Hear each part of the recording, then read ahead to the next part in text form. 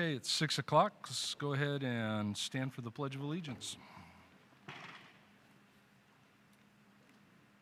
I pledge allegiance to the flag of the United States of America and to the republic for which it stands, one nation, under God, indivisible, with liberty and justice for all.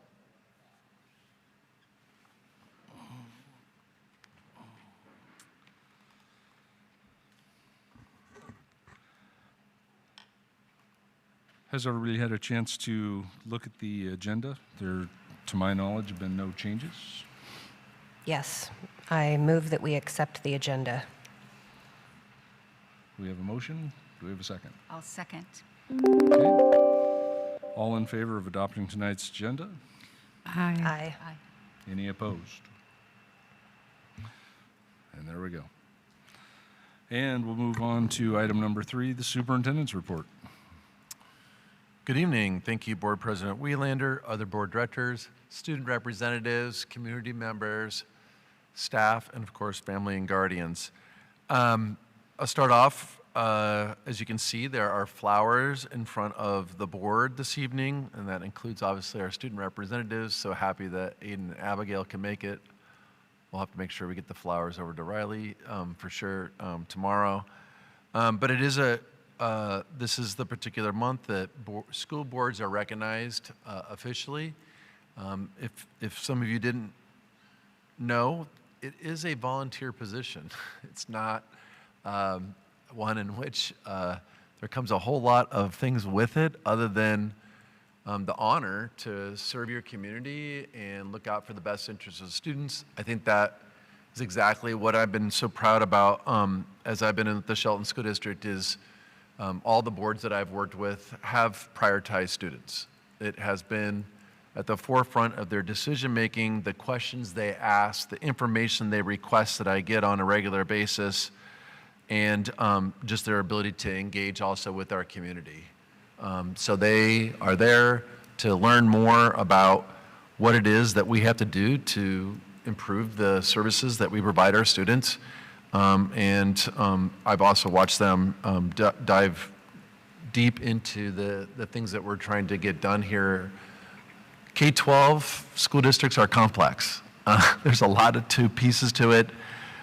Maybe not all the things that the public can see, but I do appreciate the board for all the time that they give and give to each other as they think and listen to our community members, our staff, and of course our students, just about what it is that we should do and what do we need to do about it. So thank you so much for all of your time. Enjoy the flowers. There's plenty of water to go around lately if you just put it outside if you need some.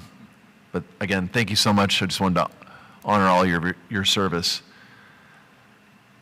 On a celebratory note, the boys basketball team is in the thick of being at the top of the conference. If you didn't know, at SHS, they have been, right now, I believe it's Tumwater. They played last night. They lost, but they play again tonight. So I'm not quite sure who's going to win, but we'll find out soon enough.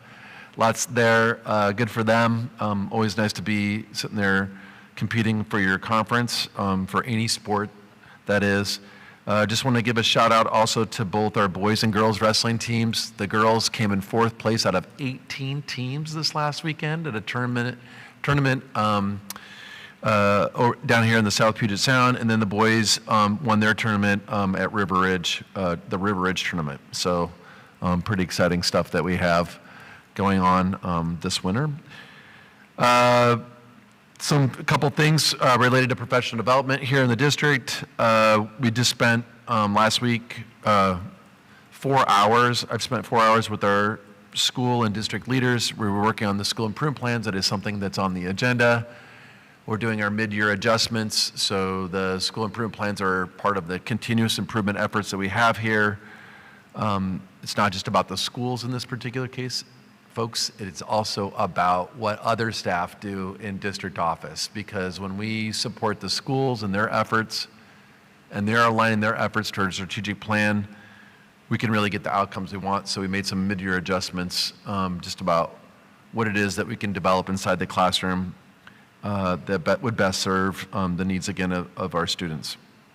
And then the last item is, I'm really excited about the next 3 days. We're doing some professional development with all of our secondary teachers who teach English language arts. I'll be working on some specific strategies about how to deliver instruction so that it's not just a sage on the stage talking for 45, 50 minutes. I know that's never happened to Aiden or Abigail. Or maybe Aiden's looks telling me maybe that has happened maybe once or twice.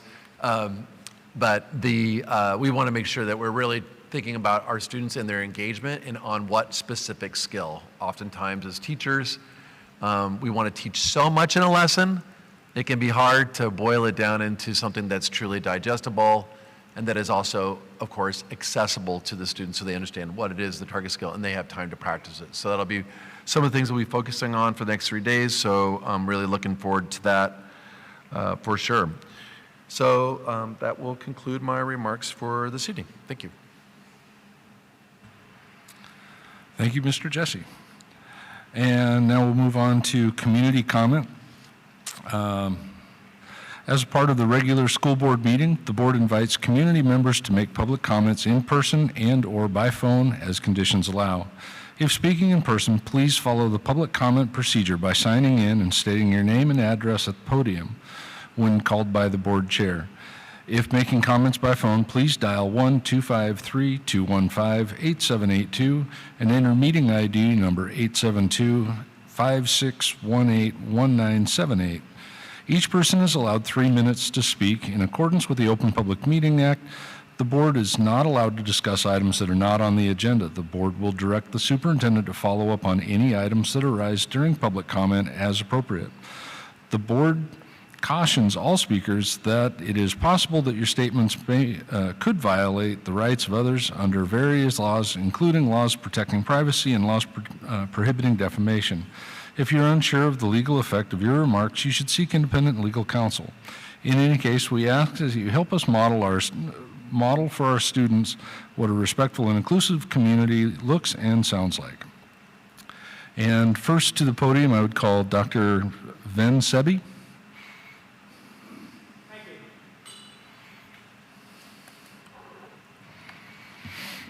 My name is Dr. Ken Sebi. I've had the pleasure of meeting Mr. Jesse a year plus ago. I'm here to attempt to get more buses or whatever means of transportation available so field trips can be taken to the Timberland Regional Library in Shelton. A year plus ago, there were 20 trips. To date, this school year, there have been only 8. I fear, and these aren't even COVID times, that we're going backwards rather than forwards. I think the staff at the library are ready, willing, and able to work, assuming that you feel that there's a priority, at least for the younger school-age kids, to make field trips to the library. I'll take any questions you have. Because it's not on the agenda, we can't ask a whole lot of questions I here. understand. However, if you stick around afterwards, we're usually pretty available one-on-one, and it doesn't break any rules. I wish I could. Okay, thank you. I'm deeply concerned about this. I think that field trips can open up a whole world to a youngster. I've been sort of a gadfly around the community at various places, the hospital and so forth, trying to get kids library cards. I know when you show up without a parent, you can't get a library card, but at least it can open the door. I think we can do a better job. Thank you. Thank you, sir. Mr. Brad Hanson.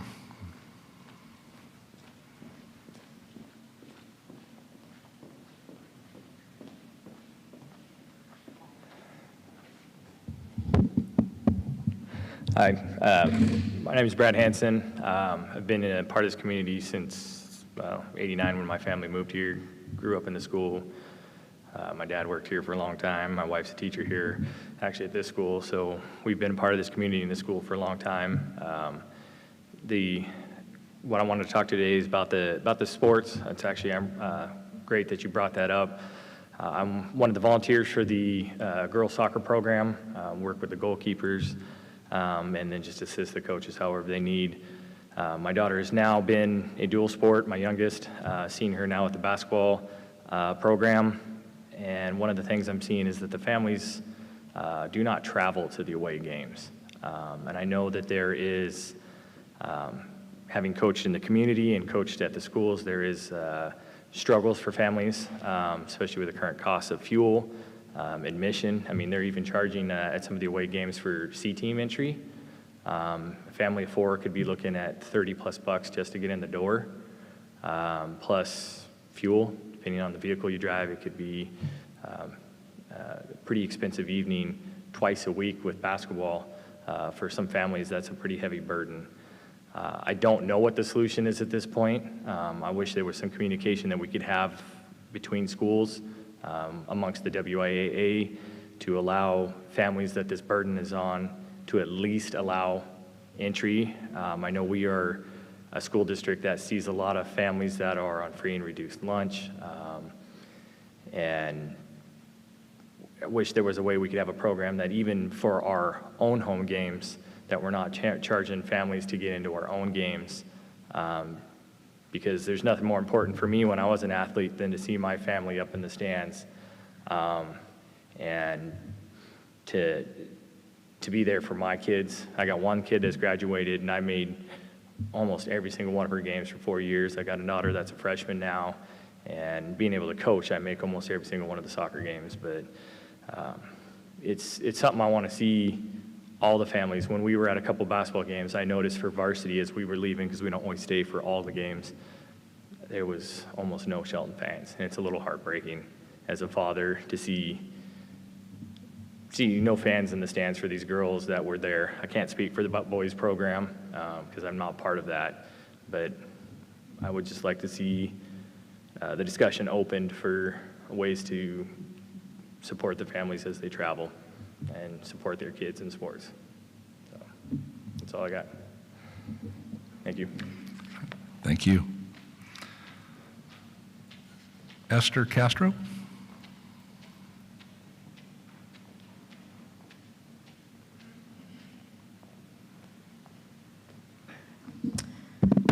I'm short.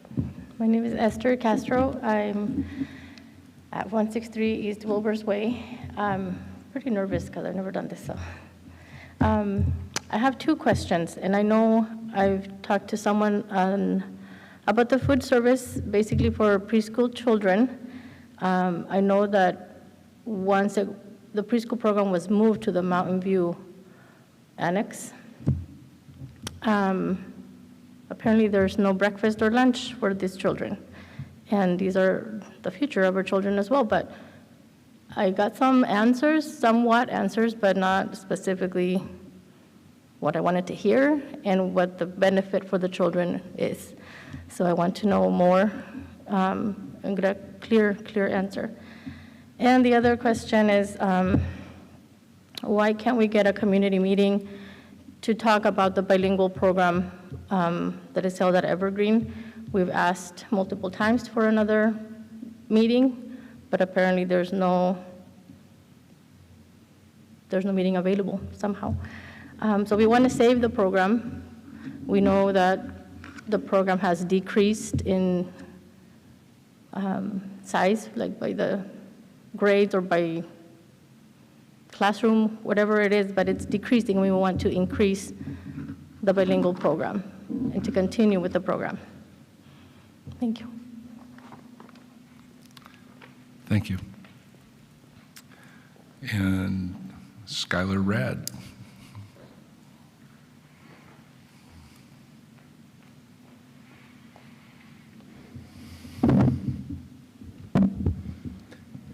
I'm Dr. Shyler Rad, live in the 3rd District, and I want to comment tonight on the proposed revised policy 2005, school improvement plans.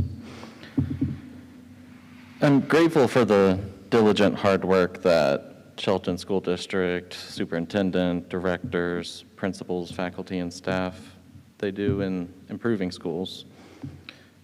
But people who don't work in education, like parents and community members, most of them, may not realize what it takes to improve schools. That's why I'm concerned about one part of this revised policy. It deletes the word evaluation and replaces it with promote. Community members and parents need to know more details about how school improvement plans are evaluated and really how hard educators are working to improve schools. But deleting the word evaluation and replacing it with promote seems to make the policy more vague and inaccessible to parents and community members. Program evaluation is a type of work closely related to assessment. And I know about it because I did program evaluation for the Marine Corps stationed in Quantico, Virginia as a civilian employee. Both assessment and program evaluation can be objective, authentic, continuous, formative, summative, criterion, or normative, just like assessment. Program evaluation and assessment share many qualities. And they both look at groups, levels, facets, and validity.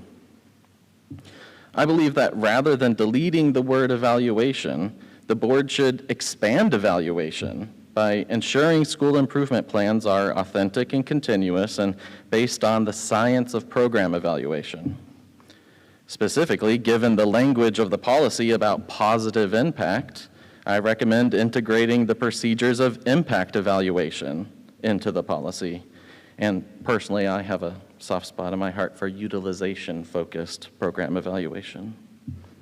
I urge the board to take their time in considering the revisions to this policy. Please linger in discussion on this action item tonight to ensure the policy is detailed and serves the community in the best way possible. Thank you. Thank you. Are there anybody lined up in the Zoom? Okay, thank you. Thank you, everybody, for your community comments. Item number 5, reports and recognitions. We'll start out with the school board representatives, or the student school board representatives, and Abigail Hurst from Shelton High School.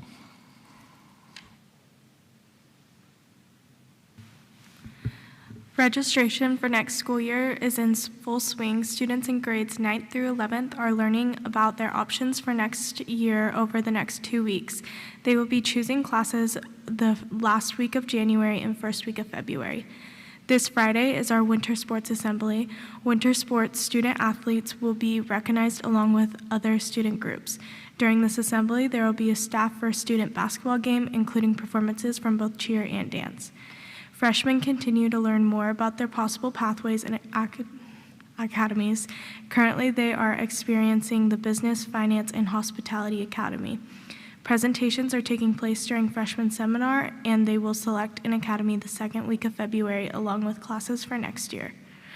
SHS Leadership is hosting a talent show on Saturday, February 10th. Auditions are February 8th.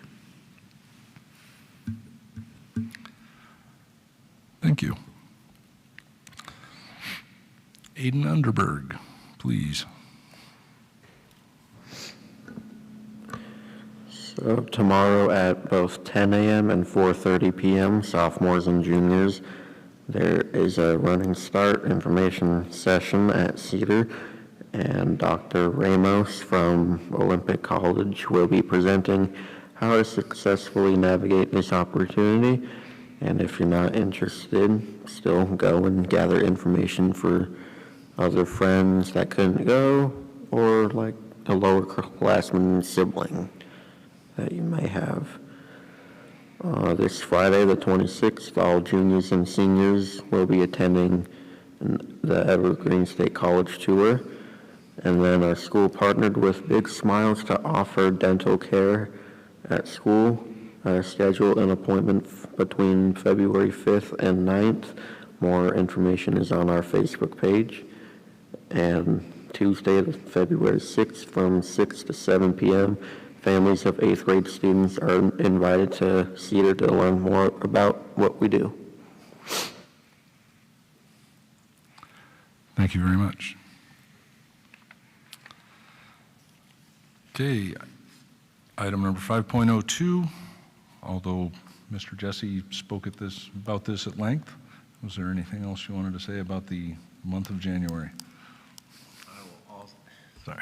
I will also, in front of you is a certificate. I know this particular proclamation, it comes from our governor, and so you have those certificates to commemorate your service here with the Shelton School District, and so just wanted to also point out that that was available for you to remind yourselves that you are, again, volunteers and you do amazing work, and it does impact the lives of so many.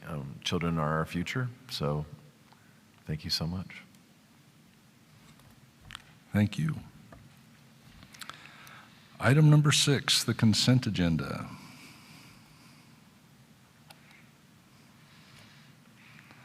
Bueller.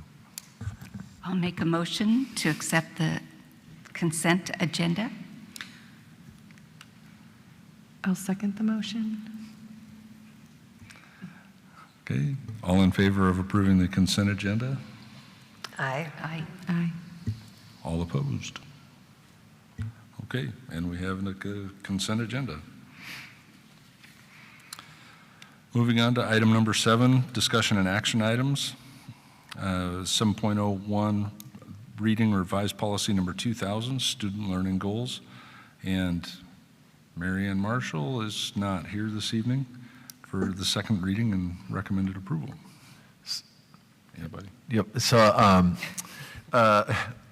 Ms. Marshall was unable to make it this evening for both of those items, so I'll be stepping in for her. On this item, student learning goals, this was an update on specific language. I don't think it was anything substantive on these particular improvements in the language. These are again reflective of what we are supposed to do around obviously supporting our students in their overall performance as they work on the Washington State Learning Standards. A lot of those goals are again reflected on the next item, which is around our school improvement plans. And the last part is also around obviously graduation requirements. So our students, you know, we've worked on that item as well earlier this year, so that we have well-rounded students. Obviously, this is the language that's in this particular policy, and then we just really outline what what is a basic education for our students, and the things that we're going to promote them with. As I like to again say, the whole child. A lot of folks just think about the core academics, but here in the Shelton School District, we work on all things because we want to create healthy, vibrant citizens who have access and opportunity when they do leave us.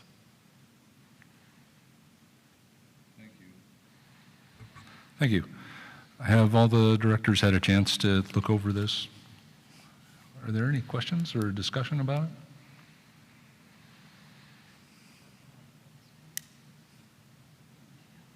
I think it's clear. If there's nothing else, do we have a motion? I motion to approve proposed revised policy number 2000, student learning goals, and policy number 2005, school improvement plans. Or do I have to do one at a time? Just one at a time. We're starting with 2000. Can you restate your motion? I motion to approve proposed revised policy number 2000, student learning goals. Do we have a second? Second. All in favor? Aye. Any opposed? And the ayes have it. Policy number 2000 is updated. And 7.02, revised policy number 2005, school improvement plans. Would Great. you like to speak to that? Yep. This is also some updated language to better reflect specifically the language that is underneath WAC 180-16-220. You can see they moved some language around. I think the things that are really important about this particular policy and whether how you interpret or the intent of the language, I think the really important thing here is about process. And so our school improvement plans, as it states here, do have to go in front of not only me, but they have to go in front of the school board, and they are also required to be posted publicly. We have to have our some level of family engagement around the input on school improvement plans. So we do that in the fall. Those things can include, depending on the configuration of the school, sometimes it's a curriculum night or a family night, and sometimes it's the PTSO. So a lot of your input comes from those two mechanisms. But it also is really healthy to obviously be in touch with your families and what's going on and some of the things that are working for your students, just based on ongoing levels of engagement. I'm sure many of our administrators know they get feedback. I get copied on a lot of them on just emails alone, and the feedback that comes through that or the ongoing meetings. Ultimately, this policy also is something that helps us, drives all of our work on the strategic plan. So I would most certainly think that there's plenty of accountability, not only we posting it, we go over it, but that we want also specifically want to promote positive impact for students. That is an accountability goal, that it's not just a stated point of looking at it, but it is actually continuous improvement. What is it that we're driving for the outcomes of students? And that is actually required by law. So with that, I'll take any questions. Are there any questions? I have a couple. So we have to make it available to the public. Will they find that online on the Shelton School District They are. website? All of them are posted up to date. All of the school improvements are in one site. If you go onto the district's website, and it goes right up there, and it says literally school improvement plans. Very good. And we require this annually. This is not a 3-year plan like it once was, but this is a yearly plan. Is that right? Yeah, so for clarity, you can parse some language here. They are annual plans, and they are reviewed annually, but the plan is ultimately to get improvement for schools could be up to 3 years. Some things, we've had this conversation for literacy is a great example for the Shelton School District. We are not going to boost all the student scores in literacy in 1 year. And so you may have a more prolonged plan as part of that work for the schools. Just because you have a multi-year plan doesn't mean it's not reviewed annually. And obviously, as the language there, it needs to be reviewed, revised as appropriate to meet the needs of the students, and if there's any things that indicate that there's not any progress, in related to the goals that the school has on an annual basis. And as far as evaluating and assessment, we have that goal within our school improvement plan. Part of every plan, there's evaluation, and we do assess our students. So when we talk about changing that word, evaluated annually, oh, never mind, that doesn't go with that. Why was the wording changed to will promote positive impact from evaluated? That's a language right there as I was referencing earlier, the WAC 180-16-220, and that language reads right here underneath item number 2B, kind of moving through that. It's a long passage, but it does say ultimately that a minimum of annual improvement shall require each school to have a school improvement plan that is data-driven and that promotes a positive impact on student learning, and then includes a continuous improvement process that shall mean ongoing progress used to monitor, adjust, and update that school improvement plan. Good. Thank you. That makes sense that we needed to change the wording.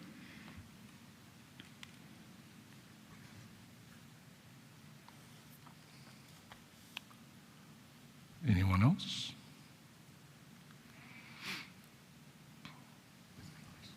Okay.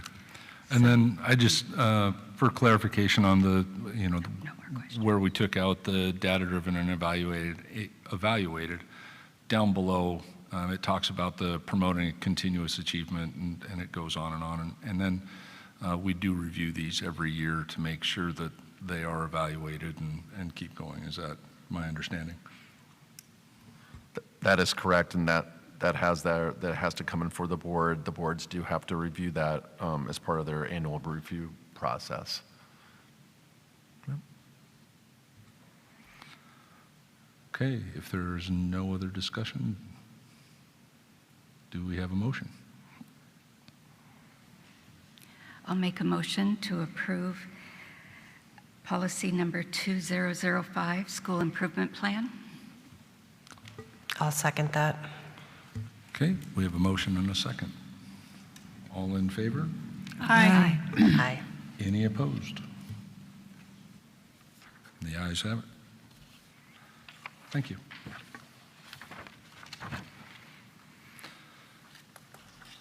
Okay, on to 7.03, the proposed revisions to the 2023-2024 calendar. Good evening, Board. So what you have in front of you is a revised 2023-2024 school calendar. As everyone's aware, we've been experiencing some inclement weather, which unfortunately required us to cancel school, I believe it was January 12th. And we are required to have 180 days of school, so that required us to change the last day of school from June 13th to June 14th, which you see reflected on this calendar. That day was a little bit unique that it was an early release day with the remaining hours after students went home being dedicated to staff professional development. And we felt that was important in discussions with SEA that we wanted to make sure that we still move forward with that professional development. So you'll see the addition of a early release day added to February 9th on the calendar as a change as well. No other changes. Okay. Any discussion or questions? I just want to clarify, are you saying that there was professional development on the very last day of school, or on June 14th, and now that's being moved to February? No, so Okay. Instead of moving the last day of school to the 14th and then having the 13th be an early release for professional development, instead we changed an early release date of February 9th. It was not previously there. February 14th, or June 14th will be the regular early release school day as it usually is on the last day of school. Okay, thanks. Okay, I got that. Sorry. Do we have a motion to approve the new calendar? I move that we approve the revised 2023-24 school calendar. I'll second that motion. Any discussion?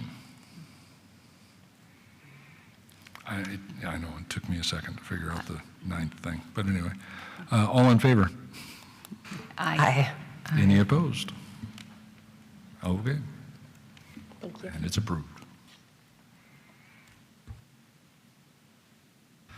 Moving right along to board member comments. We'll start at the far end with Director Conquest. No comments, thank you. Moving along to Director Gilmore.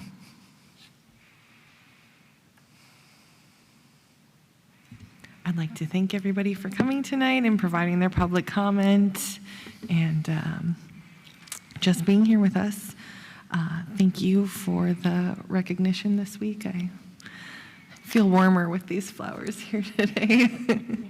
And I just wanted to draw attention to the bill that our legislative district is focused on, which is Senate Bill 5873, providing adequate and predictable student transportation.